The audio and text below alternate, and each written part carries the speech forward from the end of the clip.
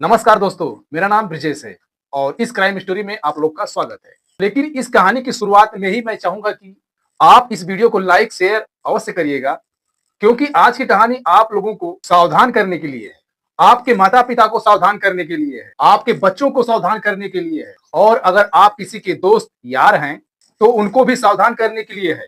विशेष तौर पर मेरी दरख्वास्त है कि इस वीडियो को अंत तक देखिएगा और इसे शेयर अवश्य करिएगा, क्योंकि ये कहानी आप लोगों के होश उड़ा देगी। गुजरात स्टेट का एक जिला लगता है सूरत।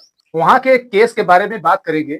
अपने स्टूडेंट के साथ प्यार में पड़ जाती है और फिर 11 साल के बच्चे के साथ रिलेशनशिप में हो जाती है। परिवर्तित नाम के रूप में उस लड़के का नाम सौरभ रख लेते हैं और लड़की का नाम मुस्कान रख लेते हैं।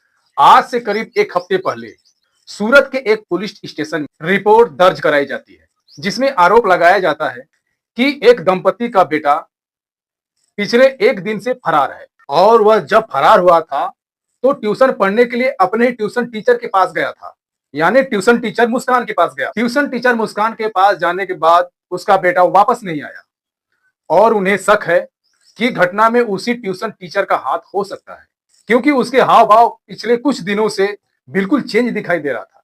ये लड़का वो स्कूटी से ट्यूशन के लिए पर डे आया जाया करता था मुस्कान के। कुछ ऐसी उसकी फोटो भी वायरल हुई है, लेकिन चूंकि उसकी उम्र बेहद कम है।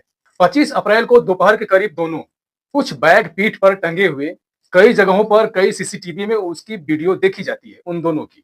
पुलिस आश्चर्यचकित हो जाती है कि आखिर 23 साल की महिला एक 11 से 12 साल के बच्चे के साथ क्या करेगी।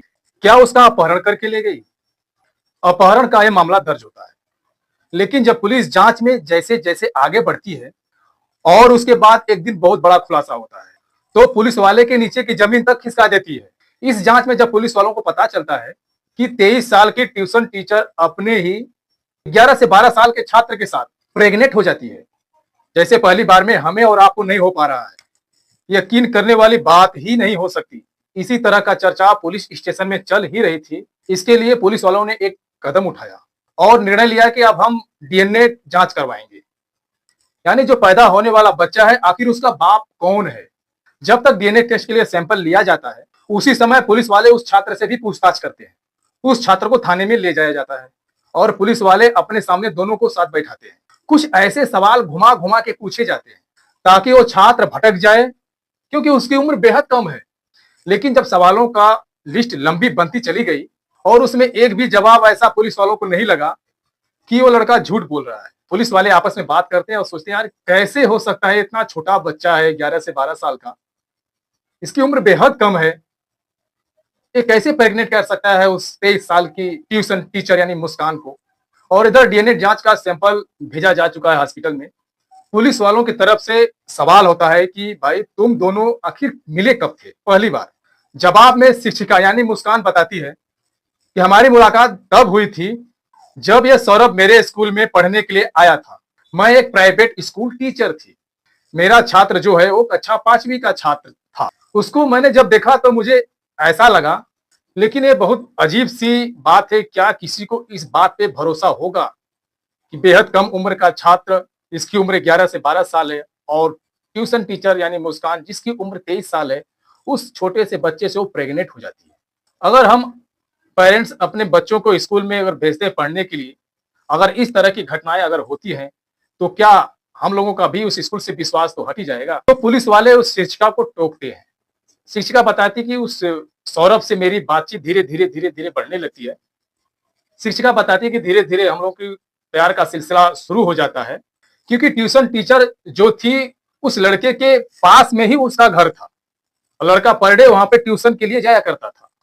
लगभग ये सिलसिला 2 साल तक चला। माता पिता को भी इसकी कोई खबर नहीं थी। सौरभ पढ़ने में काफी होनहार था। छात्र जब ट्यूशन के लिए पढ़ने आया करता था तो शिक्षिका भी उसे गलत तरीके से टच करती थी, गलत तरीके से वार्तालाप करती थी, गलत तरीके से 2 अर्थों वाले शब्द का प्रयोग करती थी और धीरे धीरे दोनों का प्यार परवान चढ़ने लगता है। एक तरफ बेहद कम उम्र का छात्र और दूसरी तरफ वो शिक्षिका यानी ट्यूशन टीचर जिसकी उम्र 23 साल। इस तरह ट्यूशन टीचर ने उस छात्र को अपने प्रेम जाल में फंसाया और धीरे धीरे वह उस छात्र के साथ संबंध भी बनाने लगी और उसके बाद दोनों ने दर्जनों बार संबंध बनाए। अब सौरभ को भी लत लग चुकी थी इसकी। और वो भी बिना वजह के देर तक अपने ट्यूशन टीचर के पास ही रुकने लगा वो छात्र यानी सौरभ। ये मामला लगभग 2 साल तक चलता रहा। इसी बीच सौरभ से वो शिक्षिका प्रेग्नेंट हो जाती है। उसने जांच करवाई तो उसे पता चला कि उसका जो छात्र है वो उसके बच्चे का बाप बनने वाला है। फिर दोनों ने तय किया और 25 अप्रैल को दोनों फरार हो गए। सबसे पहले वो यहाँ से बड़ोदरा जाते हैं, बड़ोदरा से फिर वहां से निकलते हैं, राजस्थान के लिए जाते हैं। फिर राजस्थान से वो मथुरा, वृंदावन यानी कि लगभग 5 शहरों में वो घूमते रहते हैं। जहां जहां जाते, होटलों में रुकते, तहां तहां वो रिलेशनशिप जरूर बनाते, यानी संबंध जरूर बनाते। ये बात खुद छात्र ने ही कबूली है और ऐसा ही जवाब उसकी शिक्षिका भी दे रही है कि हाँ, वह एक दूसरे के साथ संबंध बनाए। और उसके बाद जब वे लौट रहे थे तो उन्होंने बहुत सारे जगहों को खोजा कि वहां वे सुकून और चैन से रह सके। लेकिन बड़ा सवाल यह है कि उस शिक्षिका को लेकर, जिसकी उम्र 23 साल है, क्या उसे पता नहीं था कि वो जिसके साथ रिलेशनशिप में है वो अभी मात्र छोटा सा बच्चा है, एक छोटा सा दिमाग है उसका, जो आगे चलकर किस तरीके का निकलेगा। और वो पाप कर रही है एक तरीके से, कहीं न कहीं एक कानूनन अपराध है, क्योंकि ये मामला पॉक्सो के तहत दर्ज हुआ है। पुलिस ने कई धाराओं में केस को दर्ज किया है। अब हम आपको सुनवाते हैं। पुलिस जब उसको गिरफ्तार कर रही थी, इनसे सवाल कर रही थी, तो फिर क्या कुछ जवाब मिला, आप खुद डीएसपी साहब से सुनिए। पहले वो लोग यहाँ पे सूरत में ही रहे थे। एक दिन जब निकल गए 25 तारीख को, तब वहाँ से पूरे सूरत में अलग अलग एरिया में घूमे, वहाँ से कुछ शॉपिंग की।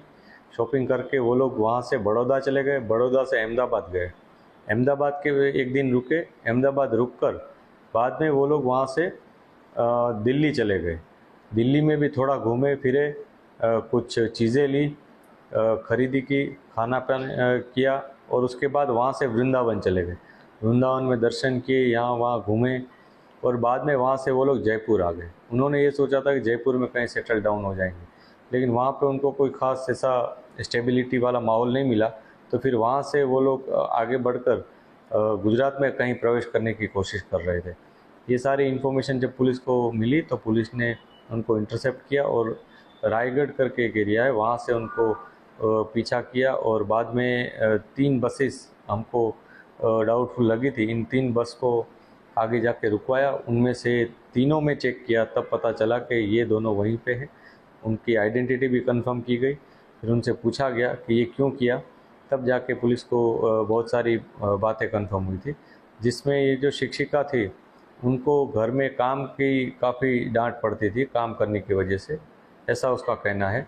इसके अलावा जो बच्चा है वो पढ़ाई के लिए उसको घर पे बार बार बताया जा रहा था। इस तरह की प्राइमरी इन्फॉर्मेशन पुलिस को मिली है। पुलिस ये सारी चीज़ें वेरीफाई कर रही है, दोनों के मेडिकल्स भी करवाए जा रहे हैं और जो भी जानकारी मिलेगी उस जानकारी के हिसाब से आगे की कार्रवाई की जाएगी। वहीं इस मामले को आने के बाद पूरे सूरत शहर में हलचल का माहौल है। लोग तरह तरह की चर्चाएं कर रहे हैं। लोगों में बहुत ज्यादा इस तरीके का डर होने लगा है कि क्या वो अपने बच्चों को स्कूल भेजे या ना भेजे। भेजे तो किसके सहारे भेजे, किस पर विश्वास करके भेजे। तो इनके बच्चों या बच्चियों के साथ कोई घटना अगर हो जाती है तो फिर इसका जिम्मेदारी कौन लेगा। लेकिन जब गुरु ही इस तरीके का निकल जाए तो उनके आने वाली पीढ़ियां कैसी होंगी,